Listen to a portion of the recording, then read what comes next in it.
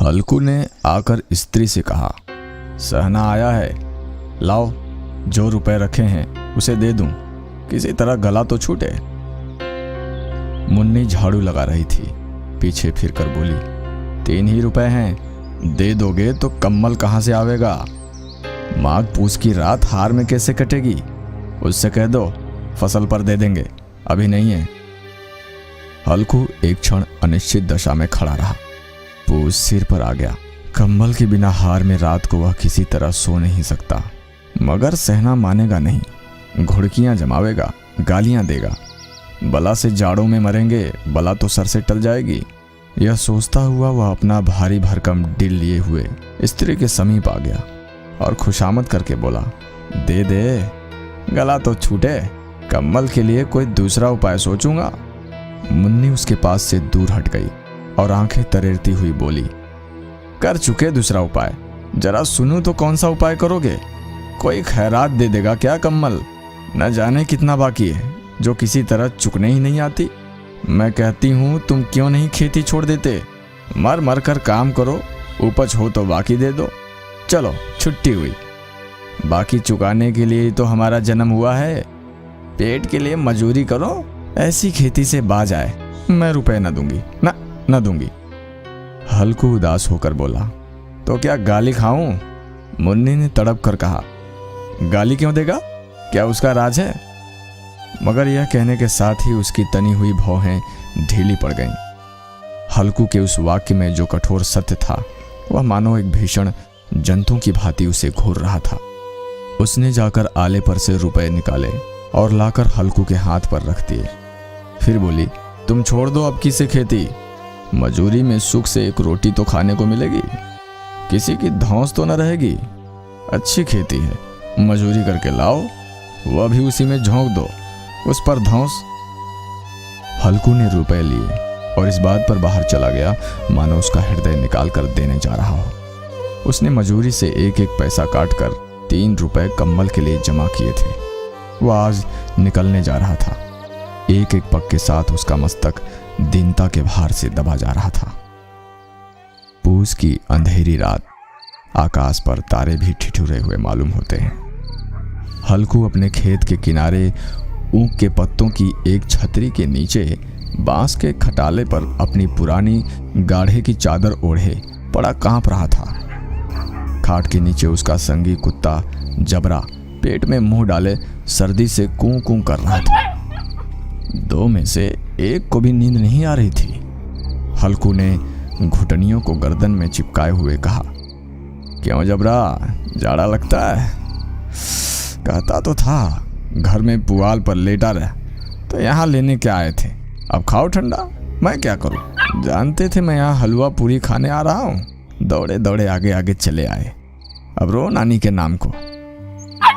जबरा ने दुम हिलाई और अपनी कूं को दीर्घ बनाता हुआ पास आ गया।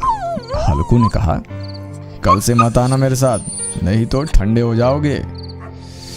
ईरान पछुआ पता नहीं कहां से बर्फ लिए आ रही है। उठूं फिर एक चीलम भरूं, किसी तरह रात तो कटे। 8 चीलम तो पी चुका हूं। यह खेती का मजा है। और एक भगवान ऐसे पड़े हैं जिनके पास जाड़ा आए तो गर्मी से घबरा कर भागे। मोटे मोटे गद्दे, लिहाफ, कंबल, मजाल है जाड़े का गुजर हो जाए। तकदीर की खूबी, मजूरी हम करें, मजा दूसरे लूटें। हल्कू उठा, गड्ढे में से जरा सी आग निकालकर चीलम भरी। जबरा भी उठ बैठा। हल्कू ने चीलम पीते हुए कहा, चीलम पिएगा? जाड़ा तो क्या जाता है, हाँ जरा मन बदल जाता है। जबरा ने उसके मुंह की ओर प्रेम से छलकी हुई आंखों से देखा। हल्कू, आज और जाड़ा खा ले, कल से मैं यहाँ पुआल बिछा दूंगा, उसी में घुस कर बैठना, तब जाड़ा न लगेगा। जबरा ने अपने पंजे उसके घुटनियों पर रख दिए और उसके मुंह के पास अपना मुंह ले आया। हल्कू को उसकी गर्म सांस लगी। चीलम पीकर हल्कू फिर लेटा और निश्चय करके लेटा कि चाहे कुछ भी हो, अब की सो जाऊंगा। पर एक ही क्षण में उसके हृदय में कंपन होने लगी। कभी इस करवट लेटता तो कभी उस करवट, पर जाड़ा किसी पिशाच की भांति उसकी छाती को दबाए हुए था। जब किसी तरह न रह गया तो जबरा को धीरे से उठाया और उसका सिर थपथपाकर उसे अपनी गोद में सुला लिया। कुत्ते की देह से जाने कैसी दुर्गंध आ रही थी, पर वह उसे अपनी गोद में चिटकाए हुए ऐसे सुख का अनुभव कर रहा था जो इधर महीनों से उसे न मिला। जबरा शायद यह समझ रहा था कि स्वर्ग यही है, और हल्कू की पवित्र आत्मा में तो उस कुत्ते के प्रति घृणा की गंध तक न थी। अपने किसी अभिन्न मित्र या भाई को भी वह इतनी तत्परता से गले लगाता। वह अपनी दीनता से आहत न था जिसने आज उसे इस दशा को पहुंचा दिया। नहीं, इस अनोखी मैत्री से जैसे उसकी आत्मा के सब द्वार खोल दिए थे और उसका एक एक अणु प्रकाश से चमक रहा था। सहसा जबरा ने किसी जानवर की आहट पाई। वह विशेष आत्मीयता से उसने एक नई स्फूर्ति पैदा कर दी थी जो हवा के ठंडे झोंकों को तुच्छ समझती थी। वह झपट कर उठा और छपरी के बाहर आकर भौंकने लगा। हल्कू ने उसे कई बार चुमका कर बुलाया, पर वह उसके पास न आया। हार में चारों तरफ दौड़कर भूंकता रहा। एक क्षण के लिए आ भी जाता तो तुरंत ही फिर दौड़ता। 1 घंटा और गुजर गया। रात ने शीत को हवा से धकधकाना शुरू किया। हल्कू उठ बैठा और दोनों घुटनों को छाती से मिलाकर सिर को उसमें छिपा लिया। फिर भी ठंडक कम न हुई। ऐसा जान पड़ता था सारा रक्त जम गया है। धमनियों में रक्त की जगह हिम बह रही है। उसने झुककर आकाश की ओर देखा। अभी कितनी रात बाकी है। सप्तऋषि अभी आकाश में आधे भी नहीं चढ़े। ऊपर आ जाएंगे तब कहीं सवेरा होगा। अभी पहर से भी ऊपर रात है। छलकू के खेत में से कोई एक गोली के टप्पे पर आमों का एक बाग था। पतझड़ शुरू हो गई थी। बाग में पत्तियों का ढेर लगा हुआ था। हल्कू ने सोचा चलकर पत्तियां बटोरूं और उन्हें जलाकर खूब तापूं। रात को मुझे पत्तियां बटोरते कोई देखे तो समझे कोई भूत है। कौन जाने कोई जानवर ही छिपकर बैठा हो, मगर अब तो बैठे नहीं रह जाता। उसने पास के अरहर के खेत में जाकर कई पौधे उखाड़ लिए और उनका एक झाड़ू बनाकर हाथ में सुलगाता हुआ उपला लिए बगीचे की तरफ चला। जबरा ने उसे आते देखा, पास आया और दुम हिलाने लगा। हल्कू ने कहा, अब तो नहीं रहा जाता दबरू, चलो बगीचे में पत्तियां बटोर कर तापें। टाटे हो जाएंगे तो फिर आकर सोएंगे। अभी बहुत रात है। जबरा ने कूं कूं करके सहमति प्रकट की और आगे बगीचे की ओर चला गया। बगीचे में खूब अंधेरा छाया हुआ था और अंधकार में निर्दय पवन पत्तियों को कुचलता हुआ चला जा रहा था। वृक्षों से ओस की बूंदें टप टप टपक रही थी। एकाएक एक झोंका मेहंदी की फूलों की खुशबू लिए हुए आया। हल्कू ने कहा, कैसी अच्छी महक आई जबरू, तुम्हारी नाक में भी तो सुगंध आ रही है। जबरा को कहीं जमीन पर एक हड्डी पड़ी मिल गई थी। उसे चिचोड़ रहा था। हल्कू ने आग जमीन पर रख दी और पत्तियों को बठारने लगा। जरा देर में पत्तियों का ढेर लग गया था। हाथ ठिठुरते जा रहे थे, नंगे पांव गले जाते थे और वह पत्तियों का पहाड़ खड़ा कर रहा था। इसी अलाव में वह ठंड को जलाकर भस्म कर देगा। थोड़ी देर में अलाव जल उठा। उसकी लौ ऊपर वाले वृक्ष की पत्तियों को छू छू कर भागने लगी। उस अस्थिर प्रकाश में बगीचे के विशाल वृक्ष ऐसे मालूम होते थे मानो उस अथाह अंधकार को अपने सिरों पर संभाले हुए हों। अंधकार के उस अनंत सागर में यह प्रकाश एक नौका के समान हिलता मचलता हुआ जान पड़ता था। हल्कू अलाव के सामने आग ताप रहा था। एक क्षण में उसने दोहर उतारकर बगल में दबा ली और दोनों पांव फैला दिए मानो ठंड को ललकार रहा हो। तेरे जी में आए शुक्र। ठंड की असीम शक्ति पर विजय पाकर वह विजय गर्व को हृदय में छिपा न सकता था। उसने जबरा से कहा, क्यों जबरा, अब ठंड नहीं लग रही ना? जब्बर ने कूं कूं करके मानो कहा, अब क्या ठंड लगती रहेगी? पहले से यह उपाय न सूझा, नहीं इतनी ठंड क्यों खाते? जब्बर ने पूंछ हिलाई। अच्छा आओ, इस अलाव को कूद कर पार करें, देखें कौन निकल जाता है। अगर जल गए बच्चा तो मैं दवा न करूंगा। जब्बर ने उस अग्नि राशि की ओर कातर नेत्रों से देखा। मुन्नी से कल न कह देना, नहीं लड़ाई करेगी। यह कहता हुआ वह उछला और उस अलाव के ऊपर से साफ निकल गया। पैरों में जरा लपट लगी, पर वह कोई बात नहीं थी। जबरा आग के इर्द गिर्द घूमकर उसके पास आकर खड़ा हुआ। हल्कू ने कहा, चलो चलो ऊपर से कूद कर जाओ।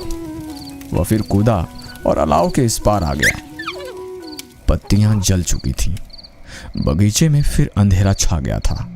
राख के नीचे कुछ कुछ आग बाकी थी, जो हवा का झोंका आ जाने पर जरा जाग उठती थी, पर एक क्षण में फिर आंखें बंद कर लेती थी। हल्कू ने फिर चादर ओढ़ ली और गर्म राख के पास बैठा हुआ एक गीत गुनगुनाने लगा। उसके बदन में गर्मी आ गई थी, पर ज्यों-ज्यों शीत बढ़ जाती थी उसे आलस से दबा लेता था। जबरा जोर से भौंक कर खेत की ओर भागा। हल्कू को ऐसा मालूम हुआ कि जानवरों का एक झुंड खेत में आया है। शायद नीलगायों का झुंड था। उनके कूदने दौड़ने की आवाजें साफ कानों में आ रही थीं। फिर ऐसा मालूम हुआ कि खेत में चर रही हैं। उनके चबाने की आवाज चर चर सुनाई देने लगी। उसने दिल में कहा, कहीं जबरा के होते हुए जानवर खेत में नहीं आ सकता। नोच ही डाले, मुझे भ्रम हो रहा है। कहां, अब तो कुछ नहीं सुनाई देता। मुझे भी कैसा धोखा हुआ। उसने जोर से आवाज लगाई, जबरा जबरा। जबरा भूंकता रहा, उसके पास न आया। फिर खेत के चरे जाने की आहट मिली। अब वह अपने को धोखा न दे सका। उसे अपनी जगह से हिलना जहर लग रहा था। कैसा दनाया हुआ बैठा था। इस जाड़े पाले में खेत में जाना, जानवरों के पीछे दौड़ना असहज जान पड़ा। वो अपनी जगह से न हिला। उसने जोर से आवाज लगाई, हिलो हिलो हिलो। जबरा फिर भौंक उठा। जानवर खेत चर रहे थे। फसल तैयार है। कैसी अच्छी खेती थी, पर ये दुष्ट जानवर उसका सर्वनाश किए डालते हैं। हल्कू पक्का इरादा करके उठा और 2-3 कदम चला, पर एकाएक हवा का ऐसा ठंडा चुभने वाला बिच्छू के डंक सा झोंका लगा कि वह फिर बुझते हुए अलाव के पास आकर बैठ गया और राख को कुरेद कर अपनी ठंडी देह को गरमाने लगा। जबरा अपना गला फाड़ डालता। नीलगाय खेत का सफाया की डालती थी और हल्कू गर्म राख के पास शांत बैठा हुआ था। अकर्मण्यता ने रस्सियों की भांति उसे चारों तरफ से जकड़ रखा था। उसी राख के पास गर्म जमीन पर वह चादर ओढ़े सो गया। सवेरे जब नींद खुली तो चारों तरफ धूप फैल गई थी और मुन्नी कह रही थी, क्या सोते ही रहोगे? तुम यहाँ आकर रम गए और उधर सारा खेत चौपट हो गया। हल्कू ने उठकर कहा, क्या तू खेत से होकर आ रही है? मुन्नी बोली, हाँ, सारे खेत सत्यानाश हो गए। भला ऐसा कोई कहीं सोता है? तुम्हारे यहाँ मड़ैया डालने से क्या हुआ? हल्कू ने बहाना किया, मैं मरते मरते बचा, तुझे अपनी खेत की पड़ी है। पेट में ऐसा दर्द हुआ कि मैं जानता नहीं हूँ। दोनों फिर खेत के डांड पर आ गए। देखा सारा खेत रौंदा पड़ा हुआ है और जबरा मड़ैया के नीचे चित्त लेटा है, मानो प्राण ही न हो। दोनों खेत की दशा देख रहे थे।